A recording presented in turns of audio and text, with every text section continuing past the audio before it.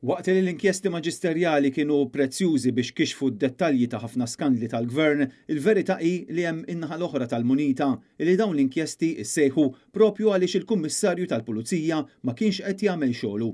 Din hija l-analiżi li saret mill-Gazzetta The Malta Independent on Sunday illi ffukat fuq il-fatt li l-gvern irid idaħħal restrizzjonijiet fil-mod kif jinfetħu inkjesti maġisterjali minn ċittadini privati.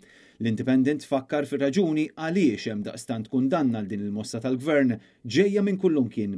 Fuq net il-Partit Nazzjonalista illi qal b'mod ċar illi se jimblokka din il-manuvra perikoluża ta' Roberta Bela.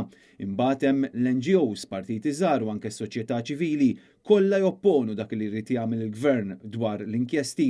Dan ix-xenarju wassal biex Roberta Bela spiċċa waħdu kompletament iżolat. L-editorjal jgħid li f'dan il-każ ma jidirx li l-Prim Ministru se jagħmel U-turn u d-deputati tiegħu se jimxu wara l-master tagħhom, l-istess kif għamlu meta kienu imblukkaw l-inkjesta ta' Jean Paul Sofija, għalkemm l-editur jinsisti li din il-kontroversja tal-inkjesti maġisterjali żgur mhux se tiqaf hawn.